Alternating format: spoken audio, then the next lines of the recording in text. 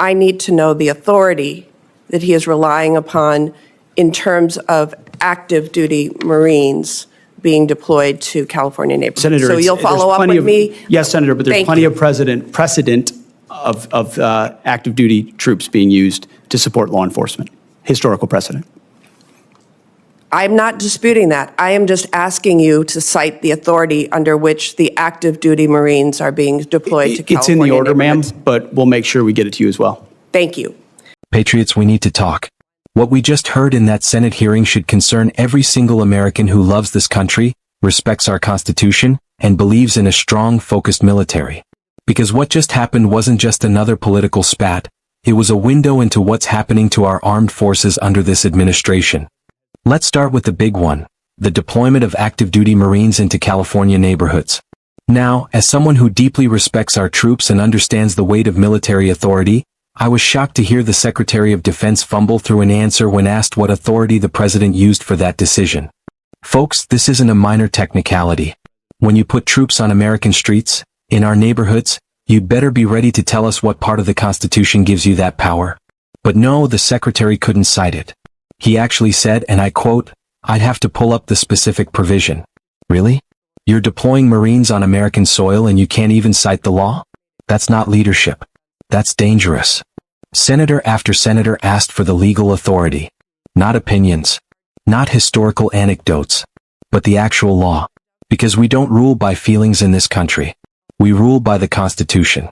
And that document is pretty darn clear about when and how the military can be used domestically. It's called Posse Comitatus, people. Look it up. Now let's talk about our military budget, or should I say the lack of one. The senator from Wisconsin, bless her, stood up and called them out for omitting critical information on shipbuilding. Let me tell you something. If you've got Wisconsin's working-class men and women building frigates for national defense, you honor that. You don't hide details and downplay it in the budget. That's American manufacturing. That's American pride. And instead of giving them clarity and resources, the administration gives them ambiguity, excuses, political fluff, historic investments, they say, but with no details. Translation? We'll give money to what fits our agenda and ignore what doesn't. And speaking of agendas, let's talk about one of the most disturbing parts of this hearing, the Department of Defense's policy on transgender troops. Look, this isn't about hate. This isn't about denying anyone their dignity. It's about readiness, cohesion, discipline. On a couple of lines of questioning, just specifically, Mr. Secretary, what is the authority that the administration is using to deploy active duty Marines to California neighborhoods? What authority? Senator, the president has constitutional authority in order to support. Cite the provision of the Constitution. I'd have to pull up the specific provision, but our Office of General Counsel, alongside our leadership, has reviewed and ensured in the order that we set out that it's completely constitutional for the president to use federal troops to defend federal law enforcement. Look, I'd like to know the specific constitutional statutory authority. The president made it clear that he relied on Section 12406 of Title 10 with regard to the National Guard troops.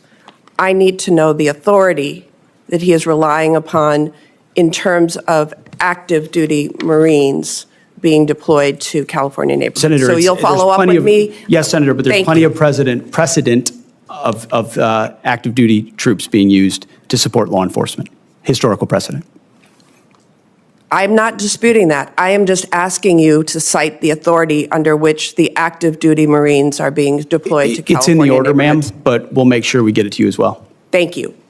I want to dovetail on a couple of other comments also with regard to the lack of specific detail in the budget request for the Department of Defense. I take great pride in Wisconsin's contributions to our national defense, and that includes many Wisconsinites who are hard at work building the Constellation-class frigate. There is no mention of frigate procurement, just like Senator Collins noted that there's no mention of destroyer procurement in the budget materials that you provided to this committee. My state makes the frigate.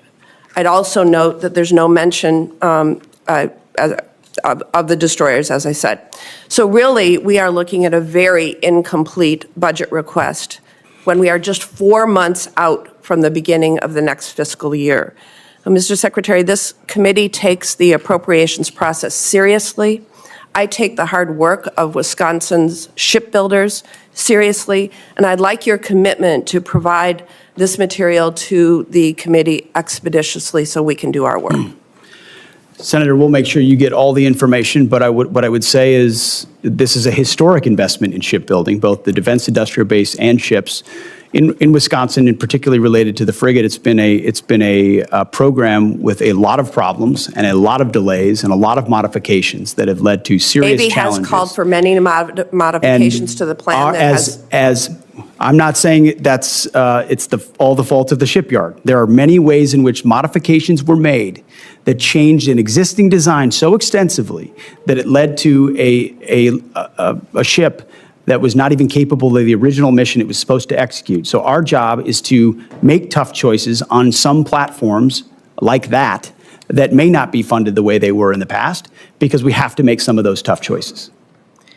Well, we don't have any of the detail right now of what your plans are with regard to the frigate or the destroyer, and we need that information to do our jobs. Can you get it to me? We have that information, Senator. We have worked in real time in 4 months to reverse a lot of priorities from the previous administration. We have those details and that information, and we will get it to you. Well, the committee needs those details. So this committee has also worked hard alongside the department to improve recruitment and meet retention goals. The department is planning to separate several thousand service members due to your partisan beliefs about troops who are transgender. Mr. Secretary, I've seen your speeches and social media posts, but what I'm interested in is the sound policy analysis that we would expect from the Secretary of Defense on how this misguided decision will impact military readiness. My colleagues and I have requested this information from you, and we are still waiting to receive it. And so I will ask you now, what assessment did the Department of Defense conduct prior to implementation to evaluate the impact that this policy would have on our national security? Moreover, what is the cost to recruit and train thousands of individuals of comparable experience and skill? Thankfully, recruiting is not an issue. It's at historically high levels, and we're proud of the cross-section of Americans that are joining. What analysis did you do? We did extensive analysis, Senator, and we agree with the assessment of the executive order that was issued by the White House that there are mental health issues associated with gender dysphoria that complicate military service and readiness, and as a result, we made the decision. I have asked for that analysis. Please provide it to me and the committee. We will provide it. And then, Mr. Secretary, I think we can all agree that we are at a critical point in our history with respect to global threats that need to counter adversaries like China and Iran. You've gotten a number of questions along those lines. And I'm disappointed that you are instead focusing on a class of ships named for civil rights leaders. You chose Pride Month to direct the Navy to rename a ship named for Navy veteran Harvey Milk. This committee will continue to pursue serious work in the interests of American national security, and I ask you to choose to join us in that endeavor. Senator, we're not interested in naming ships after activists. That's the stance we're taking. All right, where we are, due to the... You don't build the world's most effective fighting force by turning it into a political science experiment. The Secretary admitted it. Mental health issues associated with gender dysphoria complicate military service. But then he turns around and pushes a policy that separates thousands of service members based on inclusion? No real analysis was provided. No cost assessment. Just a, we'll get back to you on that. Unacceptable. Patriots, let me make something clear. Our military's job is to protect this country from enemies, not to validate social identities, not to rename ships after political activists during Pride Month, and certainly not to force ideologically driven policies down the chain of command. They renamed a Navy ship during Pride Month, a ship that was previously named for a decorated veteran, to honor Harvey Milk, a controversial activist. Folks, what happened to honoring those who fell in battle? What happened to names like Nimitz, Eisenhower, and Patton? We are in the middle of a global arms race with China. Iran is escalating. Russia is expanding. And instead of laser focusing on strategy and combat readiness, this administration is playing identity politics in the Pentagon. This isn't just mismanagement. This is deliberate cultural re-engineering of our armed forces. They are weakening our military from the inside, all while hiding behind buzzwords like diversity and equity.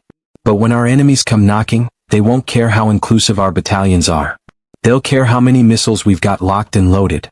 We need a military that is feared by our enemies and respected by the world, not one that spends more time on pronouns than on preparation. And we need leaders who follow the Constitution, not reinterpret it based on convenience or political trends.